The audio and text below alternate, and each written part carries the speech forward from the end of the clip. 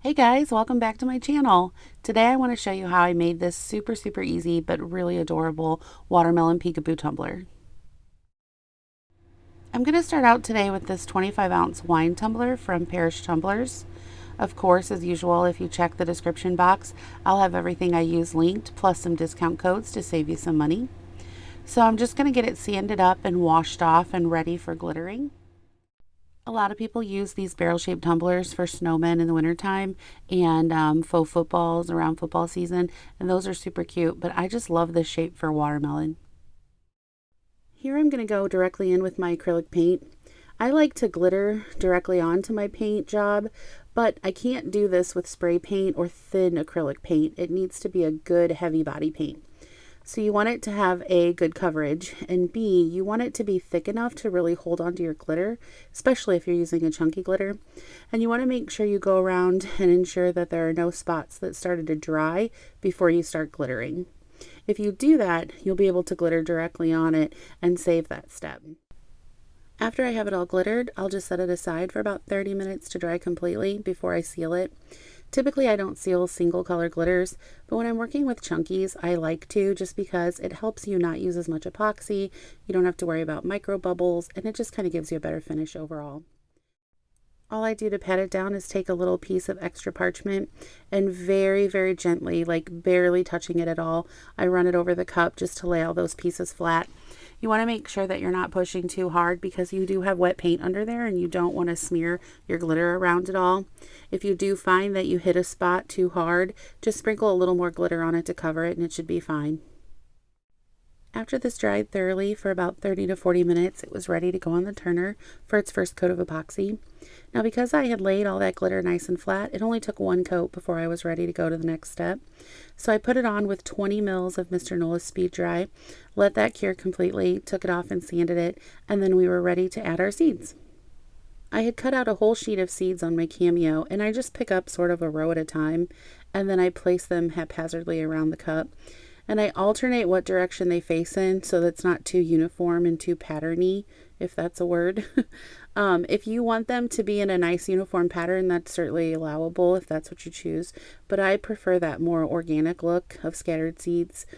And it's not overly important how you lay them because this is a peekaboo, so you're going to cover a lot of them and you'll just see little bits peeking out here and there, some whole seeds here and there. So if you get a little bit too concentrated in one area, don't sweat it too much. We're going to cover this up mostly anyway. Now that we have all our seeds in place, we're ready to go in with another thin coat of epoxy so that we can protect them before the next step. So I'm going to do another 20 ml coat of Mr. Nola's Speed Dry Epoxy. And I just smooth it on and hit it with my torch and let it do its thing. And I always get the best finishes with it. So after this is completely cured, I'm going to go ahead and take it outside and spray paint it white and let that dry, and we'll be ready for the rind. Here I'm going to take my fully dried spray painted tumbler, and I'm just going to take a little bit of acetone and start to distress away some patches so I can see that watermelon flesh and seeds underneath. Now, some people like to paint their rind first and then do their distressing, and that is completely an option if you feel like you want to do it that way. I like to do it this way first so you don't have to worry about having too much of the edges of the paint exposed. When you go to distress it away, a lot of times the alcohol pulls away from the edges of the paint and you don't remove that layer of paint, so it has like a weird outline to it. Another alternative to that is you can actually use multiple colors of spray paint.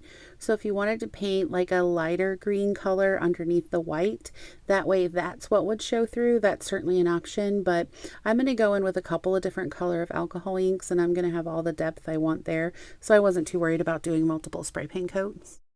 When I do distressing on tumblers like these, it's my preference to not have just like rounded or ovally patches distressed away. I want to have these nice irregular shapes on there. It's more eye-catching to me and looks more natural.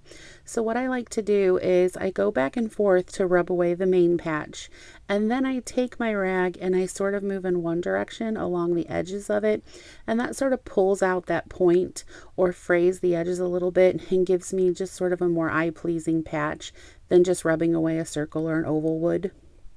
Once I have it distressed the way I want it, I just take a paper towel with some alcohol and wipe away all the residual smears, and we're ready to start painting. I'm going to go in with 3 different alcohol inks to make my rind look, but the first one I'm going to use is Citrus from Tim Holtz. And I'm just going to do an all over coat around the tumbler with that one. And it's going to give me that sort of yellowy green base that's like the inner part of the rind on the watermelon. And I'm not paying any special attention to avoiding those red patches because we're going to wipe those off in the end and it's going to be fine. So you will see that your ink is over those while you're painting. So after I get a complete coat around the tumbler of that citrus, then I'm going to go in with Meadow from Tim Holtz and a little tiny touch of Rainforest, which is like a dark green, from Pinata. So I'm just going to put those in a little paint tray, and then I'm going to dip my brush and just sort of lightly go in with a smaller brush and add some darker patches. So you can see how this starts to build up some depth in our watermelon rind and give it some like disparity. Then I'm going to take the darker color and dab a tiny bit of that in. And you have to be careful with this one because it can really take over.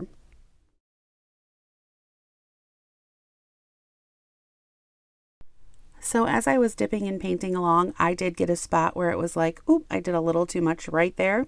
So all you have to do when that happens is I kind of clean my brush out with alcohol and I pick up a little bit of the lighter color and I go back over it.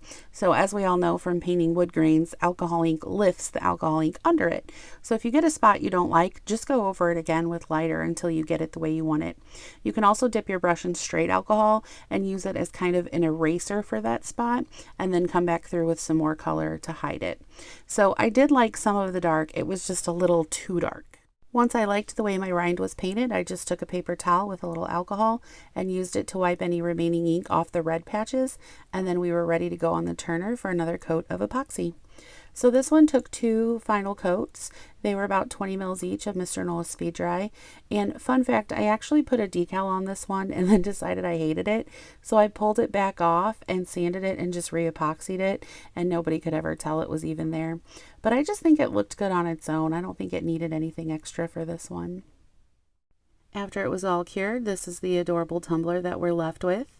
I love how the rind has some dark pieces and some light pieces, just like a natural watermelon would. And I think that vibrant red glitter is just so stunning with it. As always, thanks for joining me today. I hope you enjoyed this tutorial. Don't forget to check the description box for some links and discount codes to save yourself some money. And if you enjoyed what you saw and would like to see more, please join my Facebook group for makers at Add a Bit of Bling Creative Community. We do lives and we'd love to see your work. I can't wait to see what you create.